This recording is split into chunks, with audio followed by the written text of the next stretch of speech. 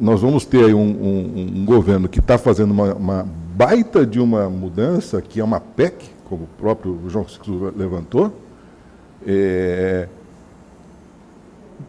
um governo que praticamente não foi eleito com esse projeto.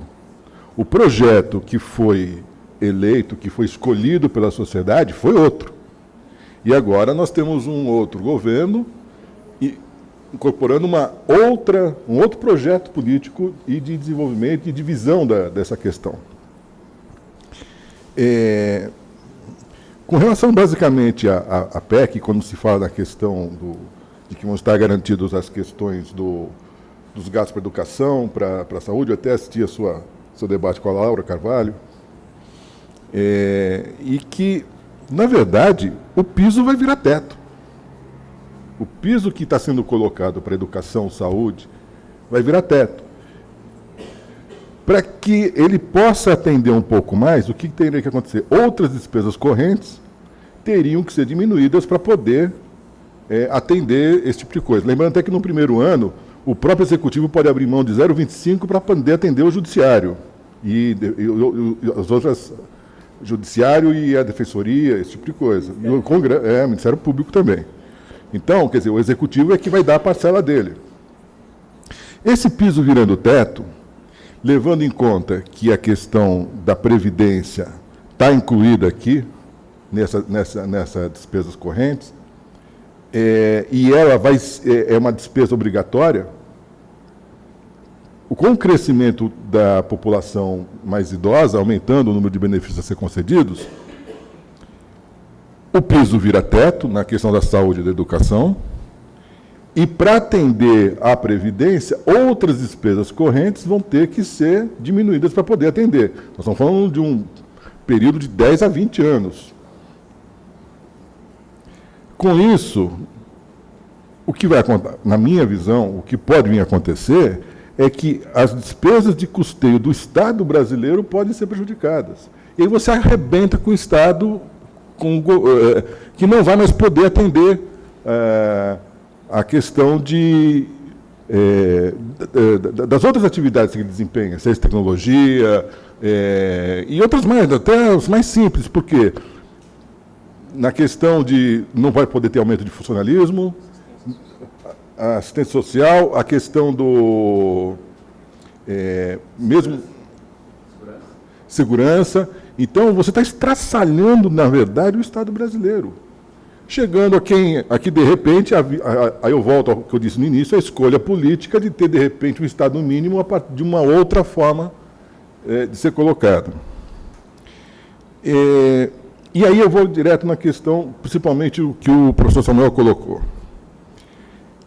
Ao mesmo tempo que ele aprova e considera importante a PEC 241, ele coloca uma ponta de dúvida e de pessimismo lá na frente, e aí a minha leitura subentendida do que você está querendo dizer, no sentido de que estaria precisando fazer pelo menos a reforma da Previdência, que é o que todo está se falando na questão que,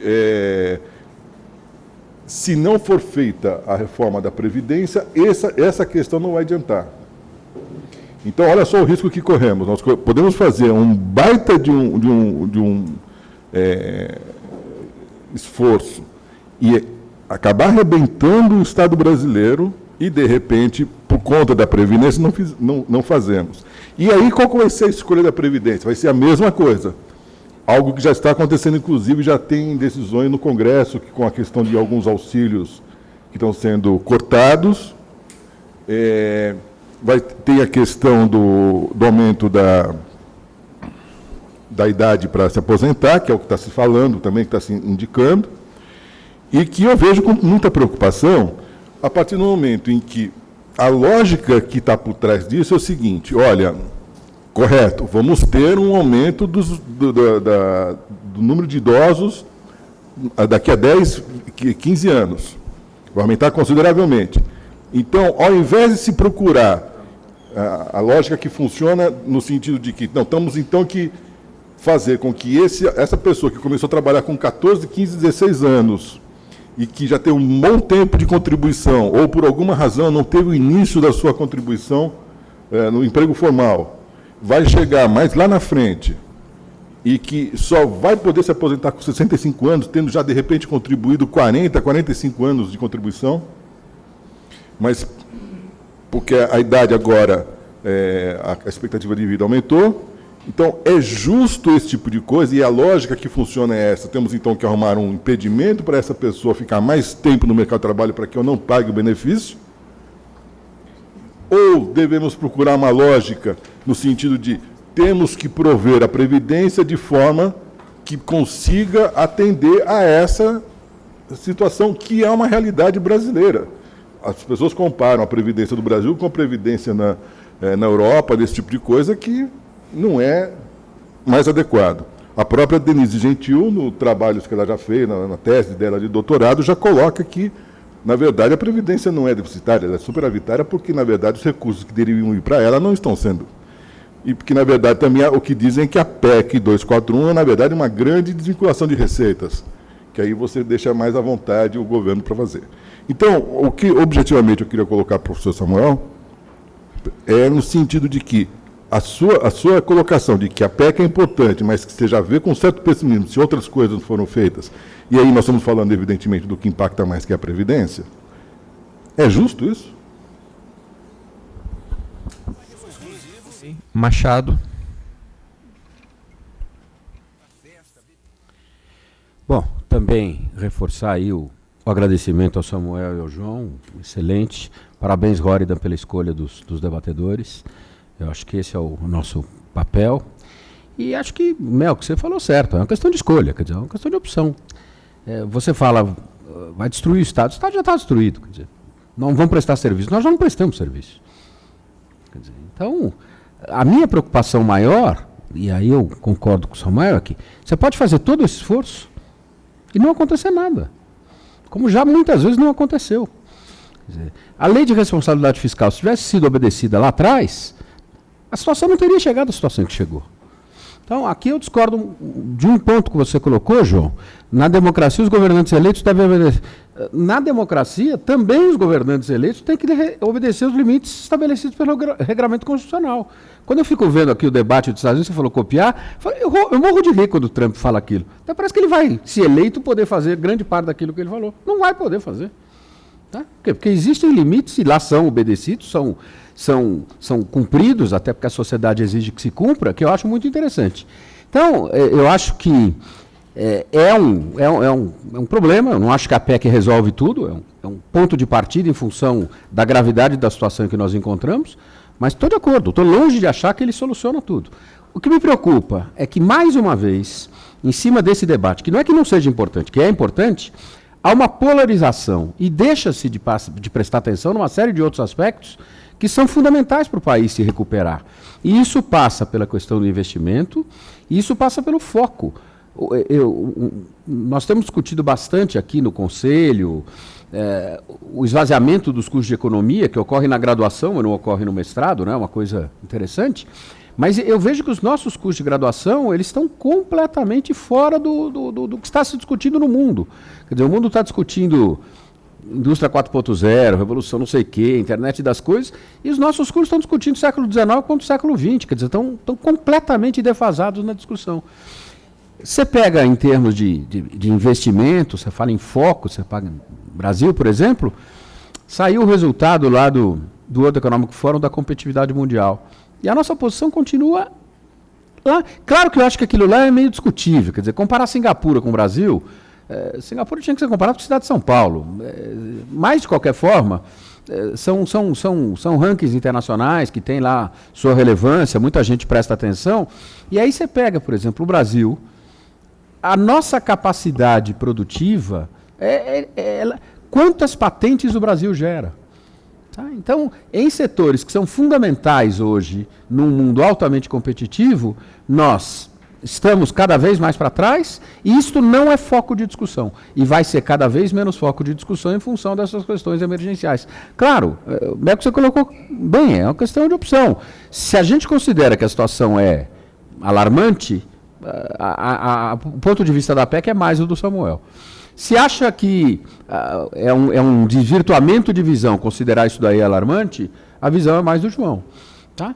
Eu só discordo desse negócio de que o projeto não foi eleito com esse negócio, porque a mudança começou durante o governo Dilma. A perda de visão não aconteceu depois da transitoriedade. O governo já tinha perdido a mão em 2011, em 2010, 2011. Portanto, agora é tentar corrigir o que já não vinha bem, e não é na época da transição. Já vinha bem num governo que tinha sido eleito lá atrás e reeleito em 2014. Tá? Então, eu acho que nós temos que parar com esse negócio de golpe, de que não tem alternativa. As urnas, o Congresso, está tudo isso viabilizando. Nada está sendo feito de forma impositiva sem a participação da sociedade. E os resultados agora da última eleição foram fantásticos para provar isso daí. Ok, Machado, obrigado. Eu vou passar, com relação às perguntas dos internautas, nós tivemos inicialmente 2 comentários, mas que eu acho que podem ser repercutidos pelos debatedores, e 2 perguntas específicas. E agradecer aos internautas que participaram e encaminharam seus comentários e perguntas. A Anne Alencar, ela colocou o seguinte: concordo que deva existir essa liberdade do governo de fazer política fiscal no momento que julgar necessário, observando as despesas e as receitas com responsabilidade fiscal, né, dialogando com o que o João colocou. O Jobson Arruda também coloca o seguinte: o maior problema da saúde e educação brasileiras está na ineficiência dos gastos. E agora sim, 2 perguntas mais objetivas. A primeira, do Daniel Fernandes. Qual a avaliação do Conselho, mas no caso aí dos debatedores, a longo prazo, acerca dos benefícios da PEC 241? Será suficiente para salvaguardar a economia? O governo conseguirá manobrar a economia para evitar hiperinflação? E a outra pergunta, que de certa forma também já foi mencionada, já foi repercutida por nós aqui, que é como o orçamento para educação e saúde não será diminuído se o gasto global será congelado. Quer dizer, as saídas para não redução de educação e saúde é uma pergunta do Alisson Jones. Vamos então começar. Quem começou a última etapa? Então agora o Samuel. Obrigado, Roridan. Então, Melk, obrigado pelas suas questões. São questões difíceis. Eu concordo com você que essa é uma decisão política que o governo Temer está tendo, né? Eu vou na linha do Machado. Eu acho que, quer dizer, eu não considero que foi um golpe, não considero que foi golpe institucional, acho que foi tudo dentro da regra. Se de fato não houver legitimidade nessas decisões, um candidato comprometido com esse programa vai perder a eleição em 18 e a gente desfaz lá na frente e vê como fica. Então, eu acho que a democracia está funcionando e as pessoas vão se posicionar. Concordo com você que tem que fazer muitas outras reformas e a principal delas é a Previdência. Não, eu disse, exatamente, eu concordo com a sua avaliação. E aí, na questão previdenciária, tem toda essa discussão se há déficit ou não. Eu nunca olhei a Previdência desse ponto de vista. Quer dizer, o governo, o setor público brasileiro como um todo, arrecada 35% do PIB. Se eu puser na lei que toda arrecadação é para a Previdência, nunca vai ter déficit. Quer dizer, eu acho que se eu aumentar muito o que eu chamo de receita da Previdência, não vai ter déficit. Eu acho que o problema não é o déficit. O problema é o gasto. O Brasil gasta 12% a 13% do PIB com benefícios típicos previdenciários. 12% a 13% do PIB. Esse é o número. Se eu incorporar a aposentadoria rural, o sistema não contributivo, dá 13%. Países com a demografia que a nossa tem, gastam 5%. Então, existe um sobregasto controlando pela demografia da nossa sociedade com previdência de 8 pontos percentuais aproximadamente. Esse fato exaure o Estado brasileiro, não só esse fato, mas o fato do gasto público crescer sistematicamente acima do PIB, no meu entender, exaure o Estado brasileiro, exaure a capacidade de nós termos investimento, explica os juros reais elevados, acho que os juros reais elevados vêm daí, a baixa poupança vem daí, e gera esse equilíbrio que é ruim que a gente está vivendo. Essa é a minha interpretação. Então, eu acho que se nós não fizermos reforma da Previdência, se nós não estancarmos esse gasto, tem o Semenig, que é um técnico do IPEA, que trabalhou com a Previdência a vida toda, ele tem os cálculos dele, nas regras atuais, a Previdência vai estabilizar com 20% do PIB daqui a algumas décadas, 22% do PIB em algumas décadas de gastos previdenciários. Nenhum país no mundo gasta perto disso. Nós já gastamos 12, 13 com uma estrutura demográfica que os outros países têm a mesma estrutura demográfica que a gente, gasta 5, 6, no máximo 7. Então tem um problema no gasto. Eu posso simplesmente fazer uma lei e dizer que toda a receita do governo é para a Previdência, não vai ter dinheiro para mais nada.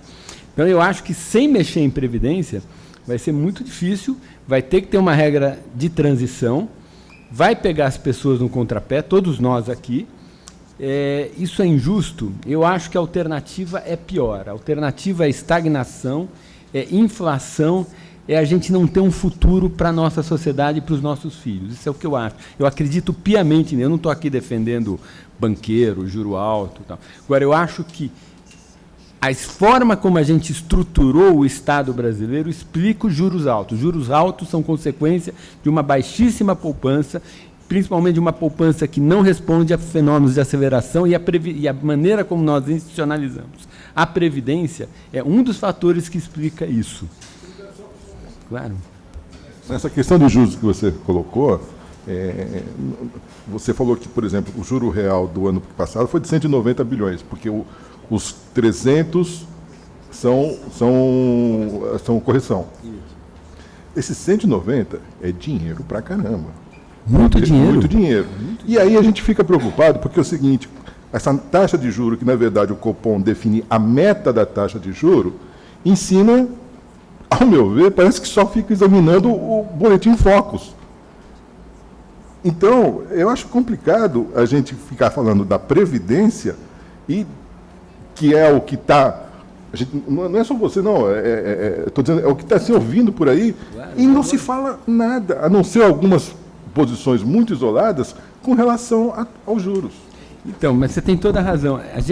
Eu não falo dos juros, e eu concordo com você integralmente, a conta de juros reais é salgada.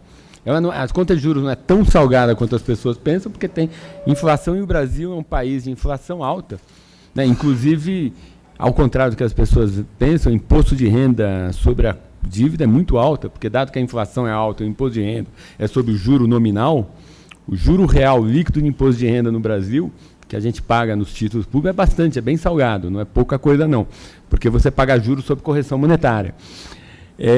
Agora, eu entendo que, independente dessas qualificações que eu fiz, a conta de juro real ela é salgada.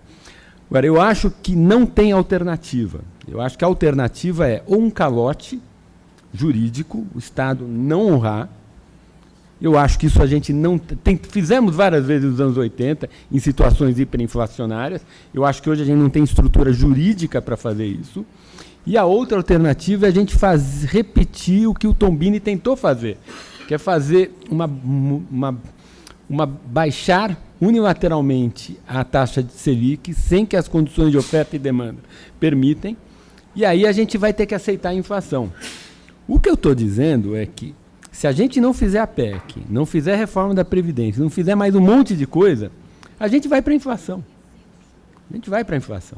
A gente vai para a dominância fiscal, não estamos em dominância fiscal, mas cada vez que a dívida cresce e a duração da dívida encolhe, nós nos aproximamos de dominância fiscal. E aí, quando a gente chegar na dominância fiscal, a gente vai para a inflação acelerada. E quando nós formos para a inflação acelerada, o que vai acontecer, gente? O setor público se financia com juros reais nulos. Lembremos os anos 80, como que era a rolagem da dívida pública nos anos 80? Você tem inflação alta, o risco de perda patrimonial na dívida é muito alta, e dado que o risco de perda patrimonial na dívida é muito alta, o detentor, a pessoa que tem riqueza financeira está disposta a financiar o setor público, mesmo com uma inflação, com um juro real muito grande, desde que o setor público garanta a inflação, tira o risco inflacionário. Então, se nós não fizermos muita coisa, no meu entender, a gente volta para aquela realidade dos anos 80, e aí você resolveu o problema fiscal. porque o governo consegue rolar sua dívida com juro real praticamente zerado, que era o que acontecia lá nos anos 80. Então, eu acho que, de fato, uma fonte importante da divergência entre a gente é que eu vejo uma situação muito dramática, expus aqui meus argumentos, acho que tem vários colegas que têm uma visão muito diferente do buraco fiscal. O João expôs os argumentos dele aqui, e dado que o diagnóstico é muito diferente, o remédio é muito diferente.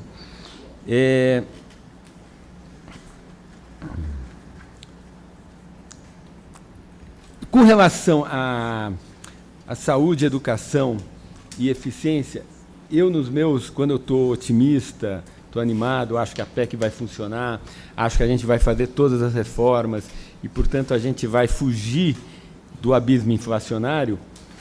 Quando eu estou pintando na minha frente esse cenário mais róseo, que é o esforço que a atual equipe econômica, liderada pelo Henrique Meirelles, está fazendo, eu acho que essa PEC vai ter um impacto, como eu disse, muito grande na orçamentação e vai estimular o aumento da eficiência do setor público, porque eu acho que tem muita ineficiência.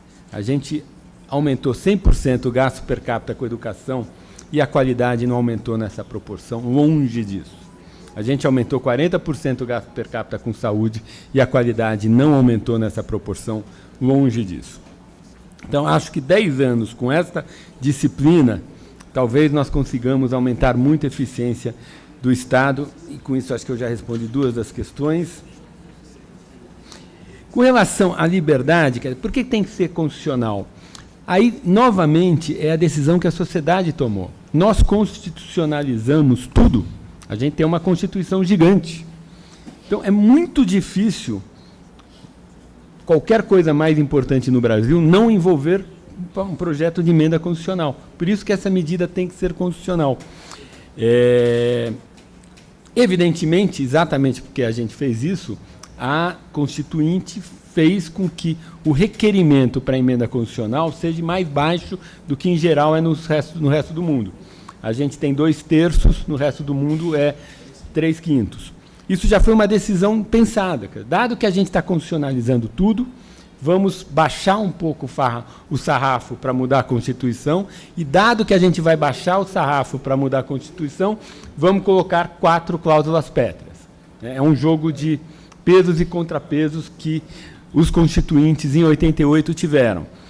Então, eu acho que PEC faz parte do jogo de governo no Brasil. É legítimo colocar, é legítimo tirar. Obrigado.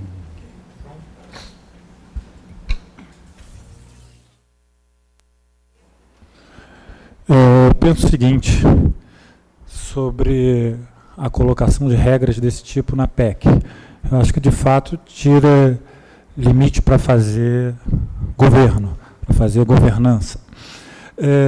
Mas aí nós podemos usar esse argumento que o Samuel disse, olha, mas está na Constituição, tem que cumprir.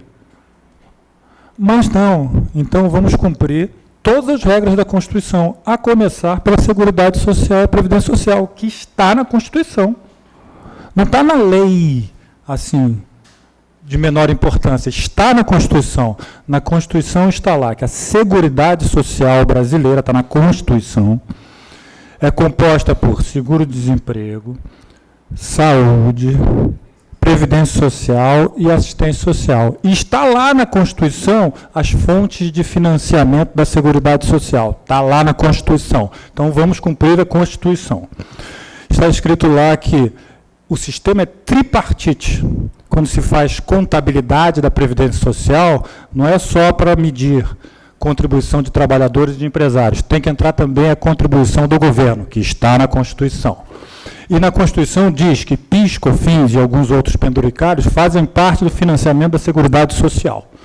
Se apresentar o orçamento da Seguridade Social como está na Constituição, até 2015 a Seguridade Social foi superavitária, porque a Constituição manda contabilizar e orçamentar, realizar contribuição de trabalhadores, contribuição de empresários e a contribuição do governo. E olhando para o mundo, que nós olhamos para os números do mundo, nós devemos olhar sobre a Previdência Social também as contribuições do governo, porque todos os governos desses que a gente gosta de mencionar como referência, países como referência, os sistemas previdenciários são tripartites, todos. Então, eu fiz um levantamento aqui de 15 países europeus, e a Previdência Social lá, é uma média, tem a contribuição das 3 partes, e eu vou mencionar a média. Empresários contribuem com 9%, trabalhadores com 6% e governo com 13%. Então, desta forma é financiada a Previdência Social de diversos países europeus. E aqui no Brasil, nós acabamos de acabar com o Fundo Soberano. O Fundo Soberano seria alimentado pelo pré-sal e poderia ser uma das fontes, essa fonte ela se esgota, mas na Noruega, por exemplo, é utilizado o petróleo para financiar a Previdência Social. Então, são receitas que duram 20 anos, 15 anos, mas a vida é assim. A gente tem que ir pensando no que é possível realizar no momento. Então, a Previdência Social é escolhida porque não há como reagir, ou melhor dizendo, é o ponto mais fraco dessa cadeia. Então, é por isso que a Previdência Social é escolhida para ser aquela que vai sofrer a reforma. Mas também outras áreas vão sofrer. Todas as áreas mais fracas vão sofrer, apesar de a Previdência Social estar, durante todos esses anos, protegida pela Constituição.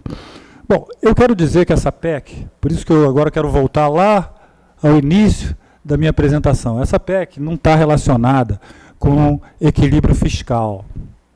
Ela está relacionada com a concepção de Estado e concepção de sociedade. E, portanto, o debate é muito mais amplo, ele é muito mais, eu diria, detalhado, mais rico, se também se nós envolvermos outras áreas. Eu quero dizer que não tem nada a ver, porque quando se diz o seguinte, olha, o gasto real estará congelado. O gasto real congelado não implica equilíbrio fiscal. Vamos fazer uma continha básica? Ano que vem, o gasto do governo crescerá, vamos dizer, hipoteticamente, 7%, porque a inflação foi 7%. A receita do ano que vem vai crescer 7%, com a economia em recessão provavelmente ano que vem. Os gastos com juros vão subir só 7%? Não. Então vai aplicar a regra e vai continuar o desequilíbrio fiscal. Então, equilíbrio fiscal é uma conta da aritmética básica, não depende de congelar os gastos reais do governo, depende de receitas, depende de despesas de juros, nesse caso, para ser bem objetivo, além de outras demandas que possam surgir de forma emergencial. Então, isto não tem nada a ver com, repetindo e dando esse exemplo do ano que vem. Ano que vem já está contratado um gasto superior a 7%, porque juros não crescerão só de acordo com a inflação, que vai rodar em torno de 7%, vão crescer muito mais. O gasto crescerá 7%. A receita crescerá quantos por cento ano que vem? Então, isso não tem relação com o equilíbrio fiscal, tem relação com a concepção de Estado. O que está sendo discutido aqui é a possibilidade de nós termos, sim ou não, um estado de bem-estar social. Essa que é a questão fundamental dessa PEC. Essa é a questão. E não é equilíbrio fiscal. Ok, João.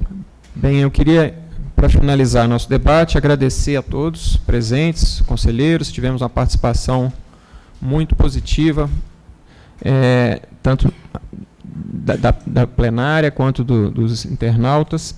Agradecer também a Comissão de Comunicação, né? Esse é um evento da Comissão de Política Econômica e da Comissão de Comunicação, e na organização, na preparação, tivemos vários colaboradores para que ele fosse um evento bem sucedido. Queria agradecer também a presença da imprensa aqui, né, que nos prestigia com a cobertura desse evento, e vamos buscar repercuti-lo e trazer esse debate, como os debatedores colocaram, para a categoria, para os economistas, e fazer essa repercussão também na sociedade, com uma visão técnica, uma visão política, uma visão abalizada da questão econômica brasileira no foco da questão fiscal.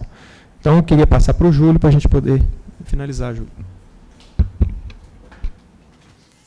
Agradecendo a presença do João Suquissu, do Samuel Pessoa. A gente dá por encerrado essa primeira parte da nossa plenária e vamos retomar às 14 horas, né, já entrando na hora do dia, e estão todos liberados para o intervalo de almoço. Muito obrigado.